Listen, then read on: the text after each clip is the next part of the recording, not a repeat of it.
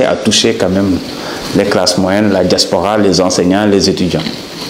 Pour moi, il y avait un créneau qu'il fallait exploiter parce que c'est un parti jeune à la tête duquel il y a des jeunes Sénégalais. Donc le discours doit passer entre les jeunes. Ça s'est construit dans le temps et donc c'est ce qui a fait que finalement on était le parti des réseaux sociaux, le candidat des réseaux sociaux. Ensuite ils nous ont retrouvés dans les réseaux sociaux. Ils se sont payés beaucoup de faux comptes, des cabinets et tout, mais on savait qu'ils ne pouvaient pas faire comme nous parce que les modèles étaient différents. Ils communiquent différemment. C'est les réseaux sociaux, par exemple, c'est Ousmane Sonko qui va l'inventer. Avant, c'était la presse, avant, c'était les conférences, avant, c'était les communiqués. Mais Ousmane Sonko réussit la prouesse d'utiliser les nouvelles technologies. Il a utilisé les réseaux sociaux parce que ces militants maîtrisent cette technologie-là. Ce sont les militants. Et même les influenceurs du PASTEF, ceux qui ont réellement soutenu Ousmane Sonko ici ou à l'étranger, ils n'ont utilisé que les réseaux sociaux. Il fallait aussi éduquer le militant, lui faire comprendre c'est quoi le don de soi pour la patrie. Et il est bon également de le rappeler pour l'histoire. Le don de soi pour la patrie, c'est répondre à la question suivante. De quoi est-ce que je suis capable, moi, de me priver pour que tous les Sénégalais en bénéficient? Et on peut dire que de 2014 à 2016, c'était très difficile. Très difficile. Il n'y avait pas une forte mobilisation, mais ce n'était pas facile de garder les gens. Certains venaient adhérer, mais après retourner peut-être à d'autres occupations parce qu'ils avaient un peu peur. Le discours de Pastef était très dur et c'était un discours assez radical. mujj gi dafa féetewoo ñetti mbir ñoo xam ni tey mooy ñi fi nekk ñi nga xam ni dañoo bàyyi complètement mais am ñoo xam ni dañu dawoon.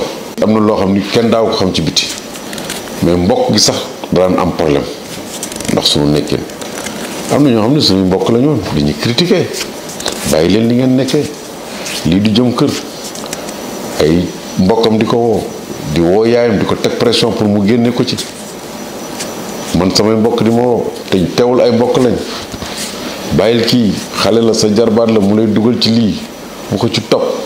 Au début même, il y a beaucoup de mes amis qui m'ont taquiné pour me dire mais toi, c'est toujours comme ça, tu viens, tu nous racontes des choses, ces gens-là n'iront nulle part. On ne connaît même pas le nom du parti. Au Sénégal, on a l'habitude de dire on ne connaît pas celui qui est à la tête du parti. Comme si c'est quelqu'un qu'on doit toujours connaître, qui doit être devant. J'ai fait mon petit bonhomme de chemin en avançant quand même masqué, parce que c'était très violent ici au Sénégal, mais quand même, dans mon entourage administratif, mon entourage professionnel et mon entourage familial aussi, beaucoup de gens savaient que moi, en fait, je militais dans le parti PASTEF. On y a cru. Et au début, quand on disait PASTEF, on nous confondait avec FASTEF. Il y a une structure du Sénégal qui, je crois, qui est dans la formation des dames, qui s'appelle FASTEF. Et quand on disait PASTEF, les gens disaient FASTEF. Non, il fallait expliquer. Et quand on parlait d'Ousmane Sonko, on nous disait c'est qui Ousmane Sonko. Lorsqu'on voyageait, nos premiers voyages en Casamance, on est allés ensemble. À l'époque, personne ne le connaissait. À Ziguinchor, je dis bien à Ziguinchor. Personne ne connaissait Ousmane Sonko. Je disais toujours, à la fin, ce qui est sûr et certain, si on veut tout changer un jour, certains d'entre nous perdront leur emploi, d'autres iront en prison, probablement que certains mourront. Mais qu'à la fin, si on devait se retrouver 50 ans après, pour faire le décompte du nombre de militants que nous avions, au-delà de ceux qui étaient présents à l'Assemblée générale, 50 ans après qu'on fasse le décompte, et qu'on se rende compte simplement qu'il y a 50 personnes de plus, il fallait considérer que c'était une victoire. Il disait que, sachez qu'à partir d'aujourd'hui, il n'y a plus de carrière professionnelle. Il faudrait que vous sachiez aussi qu'à partir d'aujourd'hui, tout peut vous arriver. Mais, je vous jure, au bout de 5 ans, si on reste sur notre trajectoire, il n'y a rien qui peut se faire au niveau du Sénégal sans pour autant qu'on puisse dire que nous faisons partie de ces décisions. C'est un homme qui est convaincu, puisqu'il n'a pas de programme ni de vision, qu'il faut intimider les Sénégalais, qu'il faut instaurer un rapport de force. Et c'est là où il se trompe. Le message que je voudrais lui envoyer à travers cette émission, c'est que nous ne sommes pas intimidables. Et que ça nous importe peu d'être dedans ou en dehors de l'administration. Moi, je ne suis pas venu à l'administration parce que quelqu'un a pris un décret. J'ai fait mes études, j'ai fait un concours sélectif avec des milliers de maîtrisards et par la grâce de Dieu, j'y ai réussi en entrant major et j'ai choisi de faire impôts et domaines.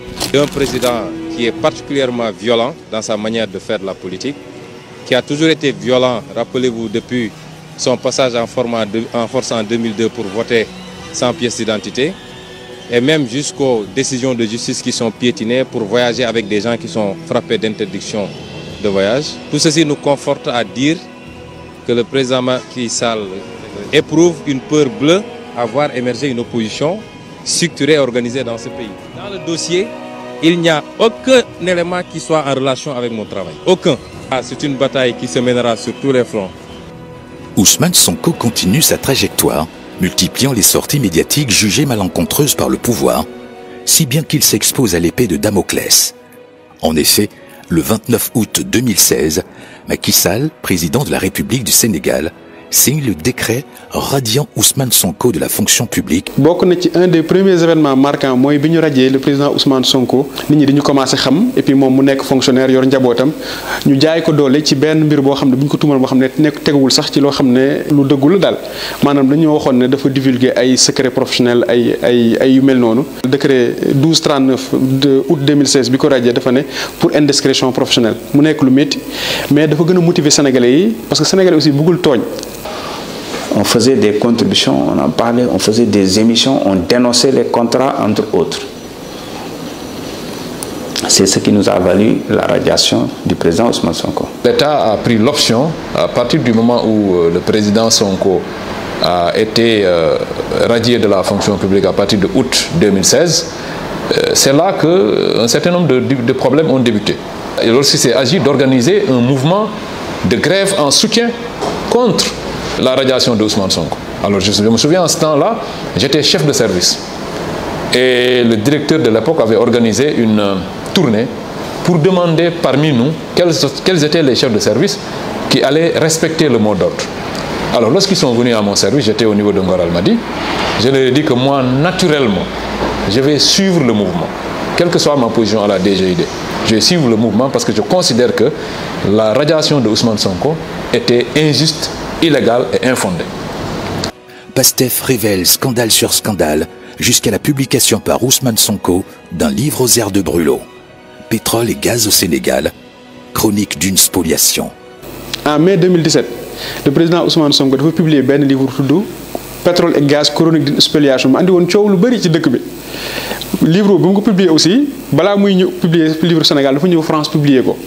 Bi mu ñëwee France ñun ñoo ko dalal organiser cérémonie de présentation livre bi am succès France et puis ñëw fi aussi am succès livre bi aussi bokk na tax ñu bari commencé intéressé wu ci liggéey bi nga xam ne moo ko doon def ci càmbar ni ñu yoree réew mi ba pare def ci ay propositions parce que pétrole ak gaz ressources yu am solo la te contrat yi ñu signé woon jaaruñu woon yoon loolu la nekkoon di dénoncer et puis bon Sénégalais yi di gën a intéressé aussi suñu combat. Ainsi, sous le feu des projecteurs, la diaspora sénégalaise donne un écho assourdissant la fulgurante ascension de Sonko. Quand Ousmane Sonko a été radié en août 2016, à l'époque, moi j'étais l'initiateur d'une cagnotte Litchi à l'époque pour demander aux gens, en tout cas un honnête citoyen sénégalais qui avait été pris, en tout cas à l'époque, pour nous injustement de son salaire. Il était de notre devoir, même si on ne le connaissait pas.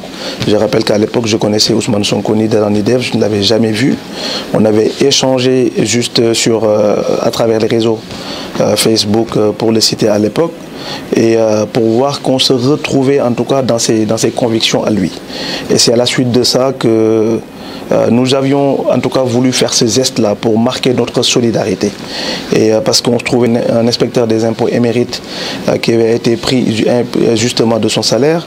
En tout cas, c'était un devoir pour nous de lui venir en aide, de le soutenir. Et quand je l'ai appelé pour lui dire que voilà, il y a des Sénégalais qui se sont cotisés, etc., à l'époque, il avait refusé de prendre l'argent. Du coup, moi, ça m'a tellement marqué à l'époque qu'on se disait que cet homme-là mérite d'être soutenu. C'est de mettre en place une organisation pour aller chercher d'autres personnes au niveau des provinces, au niveau des régions de France. Et la mayonnaise a pris. Donc, de fil en aiguille, au début, on était 8 personnes. Après, ça a été 100 personnes, 200 personnes. Et aujourd'hui, 8 ans après, Pastef France compte pratiquement plus de 10 000 membres encartés. Moi, j'ai intégré Pastef en 2017. J'étais encore jeune étudiante dans la diaspora, donc plus précisément en France. Je me suis dit, il faut que je m'engage en politique. Et dans cet engagement, j'avais besoin de me faire comprendre et que les choses changent. Je ne pouvais pas me retrouver dans les partis classiques qui existaient déjà. Je suis tombée sur une vidéo de M. Ousmane Sonko où il disait exactement ce que je pensais. Parce que je me suis toujours dit que j'avais des pensées un peu révolutionnaires et que bon, j'étais un peu seule dans mon petit coin à dire qu'on doit changer le Sénégal, mais comment faire, je ne savais pas. Et quand je suis tombée sur cette vidéo de ce monsieur qui disait exactement ce que je pensais, je me suis dit, mais il est temps. Personne n'est venu me chercher. J'ai essayé de voir les contacts de Pastef sur des sites internet, etc. Je suis tombée sur un numéro que j'ai appelé et c'est comme ça que j'ai intégré Pastef. Tukki nañ, j'étais à l'étranger, donc gis man ak samay morom gis li nga xamantene baax na ci yeneen dëkk yi xalaat ni que loolu suñ ko apporter au Sénégal en tout cas war nañ mën a mettre fin au cycle de stagnation mais aussi de déception yi nga xamantene ñoo ngi koy vivre boobu ba tey donc loolu boo gisee donc idéaux yi wana valeur yi nga xamantene yow yaa ngi ko doon waxtaanee ak ñeneen am ñenn ñi nga xamantene qui ont eu l'audace de porter cela donc vulgariser cela donc mënoo lu dul ñëw jàpp ci parce que bu boobaa day dem en déphasage avec les convictions yi nga am ak li nga xalaat ni ko wax nañ ko changer. Donc ci loolu donc quand on a été convaincu qu'on a suivi le parcours, l'évolution de Pastef et de son leader donc dans les années 2014 ba 2016 di ko suivre donc ba 2017 donc ñu ne war nañ mën a donc de manière officielle matérialiser suñu adhésion à ce projet-là, aux convictions de ce projet-là. Donc nous avons une carte de membre officiellement en 2018, même si auparavant nous avons ligué sans pour autant être membre encarté. Donc 2018 vraiment nous avons une carte de membre bi occupé ci ay poste donc ba ma ñëw ba egsi nekk coordinatrice du mouvement des cadres de la diaspora qui est un démembrement du mouvement national des cadres et également bokk ci bureau politique bi donc en tant que secrétaire national adjoint chargé de la diaspora pour que nous nous mën a vulgariser, appuyer ci vulgarisation de ce projet-là auprès des Sénégalais. C'est pas évident parce que tout simplement les conditions dans lesquelles le Pastef est né.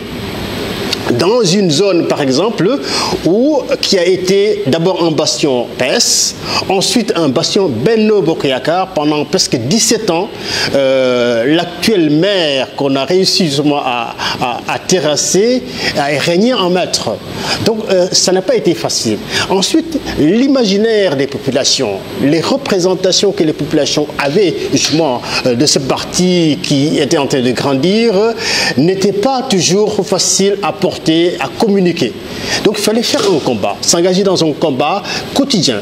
Et très rare, pendant presque 2 ans, 3 ans, je n'ai pas passé 2 mois où je suis resté à Dakar. Tous les week-ends, il fallait partir dans la base pour sensibiliser les populations, organiser les jeunes, discuter avec les femmes, discuter avec les générations qui portaient déjà l'imaginaire des représentations PS et Benno Bokk Yakaar. Et donc, faire ce travail de base, de proximité surtout. Ensuite, revenir aussi, essayer de voir comment est-ce que le parti grandissant, comment les intellectuels, comment est-ce qu'en combinant les intellectuels et les masses, on pouvait réussir justement à réorganiser, à disséminer l'idéologie du parti vers les populations. Et c'était un combat très très difficile. Ça n'a pas été facile. Donc je suis arrivé et j'ai trouvé une situation catastrophique au niveau du parti parce qu'on peinait à payer et la location mensuelle. Si je ne me trompe pas, on était à 3 mois d'arriérés de location.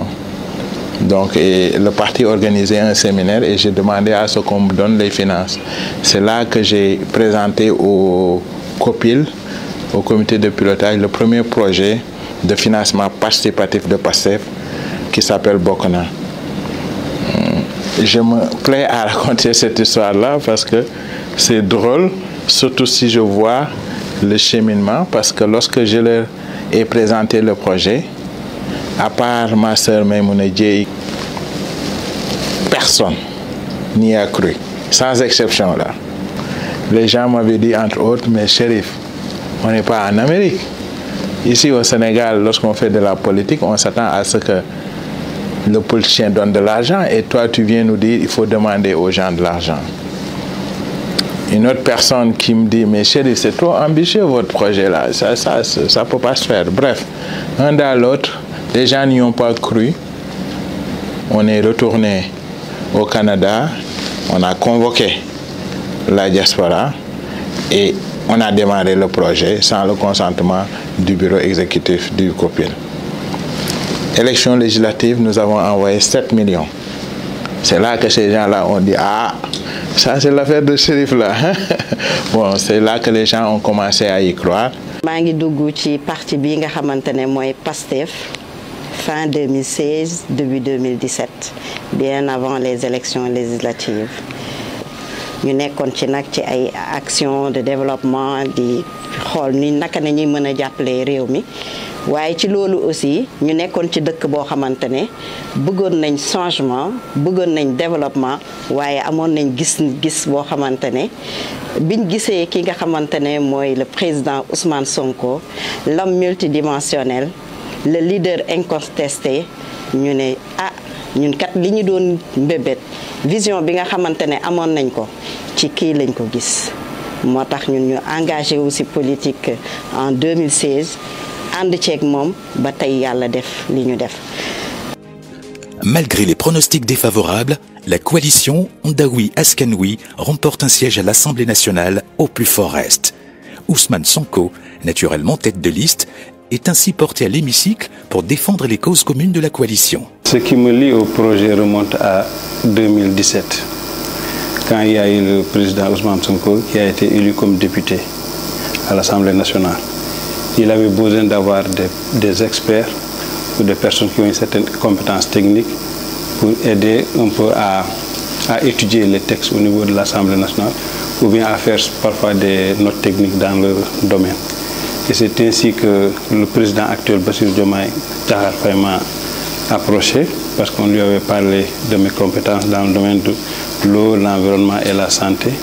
Il m'a demandé de venir donner un coup de main par rapport à l'appui technique qu'on peut faire à Ousmane Sonko dans le cadre de sa mission à l'Assemblée nationale. Parce que pour les législatives, notre objectif c'était de donner ce qu'on appelle le titre. Comme le Sénégalais il faut un titre. Titre, ça.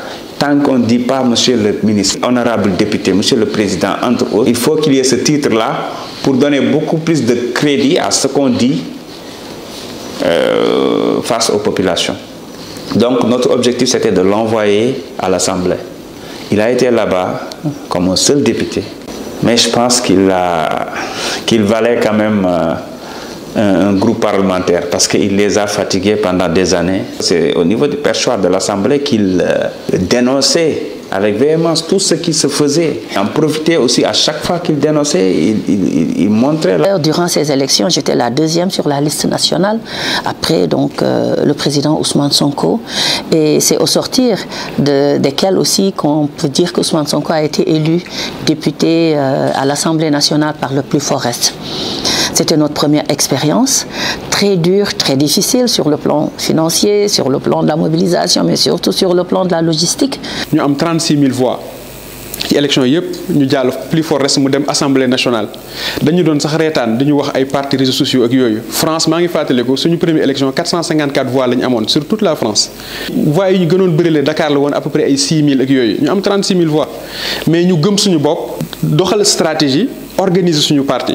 parce que Pastef nag li nit ñi xamul mooy parti bu ñu organisé la dafa commencé nank mais c'est structuré organisé bi élection législative yooyu jàllee mu am tribune à l'Assemblée nationale le président Ousmane Sonko parce que suñu fàttalikoo boobu parti bi nu mu doon doxee nit ñi ñoo ngi doon def massification di créer ay cellules di leen installer mais bokkoon na ci li doon dooleel parti bi mooy leadership bi le président Ousmane Sonko amoon. C'est là où c'est important d'avoir un leader qui peut facilement convaincre. Convaincre par le discours, mais également convaincre par les valeurs. Parce que nous faisions face à deux choses. La clique des politiciens professionnels qui disaient les mêmes choses, qui faisaient les mêmes choses et qui proposaient les mêmes choses. Et à côté, nous avions aussi un désenchantement en fait, de la population par rapport à la politique. Donc entre les deux, nous devions construire notre discours, nous devions construire notre offre politique pour pouvoir ne pas être parmi les hommes politiques classiques, mais aussi convaincre ces sceptiques de l'autre côté. léegi nag balaa ñuy yegg ci élection 2019 yi dafa am ñaari événement yu majeur yu xew bi ci njëkk mooy lancement Pastef Dakar. À cette époque, fallait préparer l'implantation du parti dans Dakar. Et j'ai apporté ma modeste contribution parce qu'il y avait le comité d'orientation. Et en quelques mois, on a pu quand même, de février 2018 à juillet 2018, finalement, on a installé le parti dans le département le 29 juillet 2018. Donc, après ça, il fallait venir avec des propositions. D'où le livre Solutions pour un Sénégal nouveau, en 2018. C'est là qu'on a commencé la phase maintenant proposition. On a quitté la phase d'énonciation pour aller vers la phase proposition. En allant vers l'élection présidentielle 2019, on savait qu'il fallait juste participer. Quand ils ont créé le PASTEF, Ousmane Sonko va à la présidentielle. C'est lui la révélation de 2019. Mais tout de suite, le PASTEF se rend compte que seul, il ne peut pas y aller.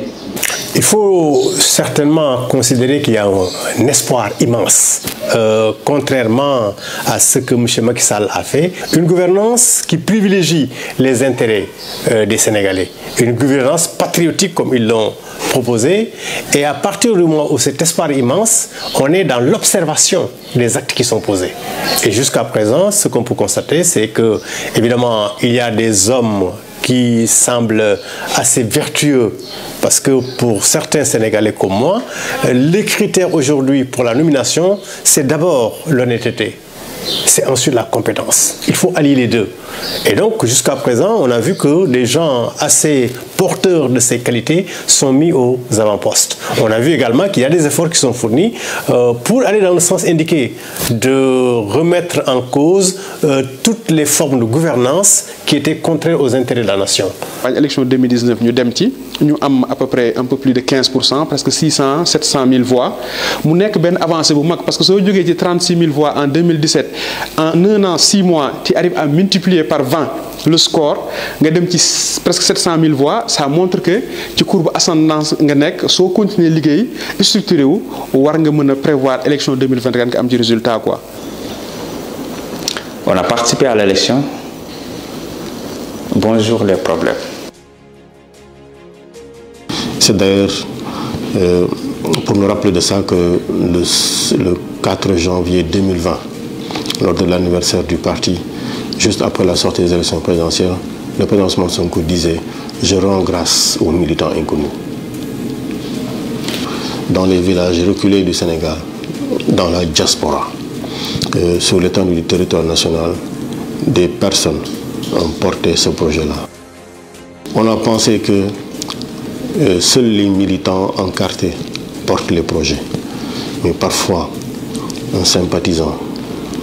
Vous vous rappelez l'histoire de ce jeune qui, quand on a parlé de faire les contributions pour le parti, a donné son 250 francs Cette dame qui vend du tchaf, qui a donné son 25 francs en termes de contribution, voilà, c'est sympathisant. On ne le voit pas, mais il fait le travail. Il marche, il court, il cotise, il contribue, il participe au projet, il est là, il croit, et c'est extraordinaire. Voilà.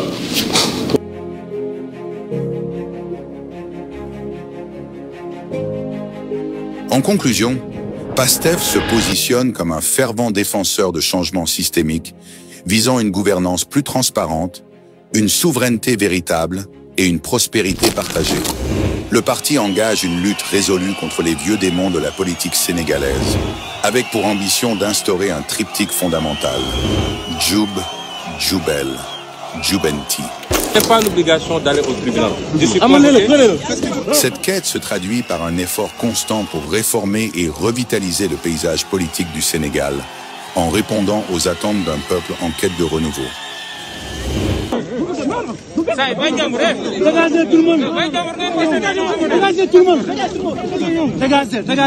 J'avais fait campagne aux côtés d'Ousmane Sonko en 2019. Et à partir de 2020, je n'ai plus travaillé. J'avais donc une position administrativement inutile dans laquelle on m'a mis pendant 4 années. Historiquement, je pense que je suis le premier à avoir porté le bracelet électronique en tant que politicien, parce que lorsque vous n'avez absolument rien fait, lorsqu'on vous arrête, on vous trouve, moi personnellement, on m'avait trouvé derrière le véhicule de Ousmane Sonko, bien assis, entouré de la sécurité. On a procédé à mon arrestation et on m'a amené au niveau du commissariat central, où toutes les 5 minutes, il y a un policier qui vient, qui vous prend en photo, comme si vous étiez une sorte d'Oussama Ben Laden qu'on vient d'arrêter. Mais c'était des arrestations comme cela, et il faut le dire parce que le pays ne doit plus vivre cela. Comme au cinéma, quand tu as disjoncte et que voilà, on doit évacuer tout le monde rapidement, personne ne sait où aller. Il y a une petite sortie, une petite porte quelque part qui peut être utilisée pour sauver tout le monde. C'est ça, PASTEF.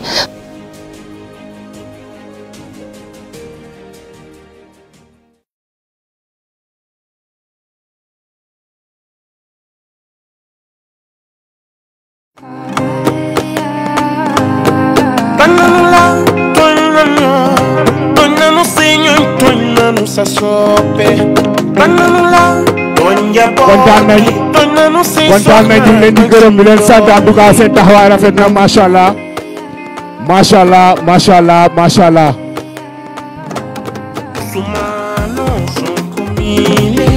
ki xutbu la wala mujadid la Ousmane Sonko mile voilà donc Ousmane Sonko fi mu jaar ku fa jaar taq bal fi mu jaar ku fa jaar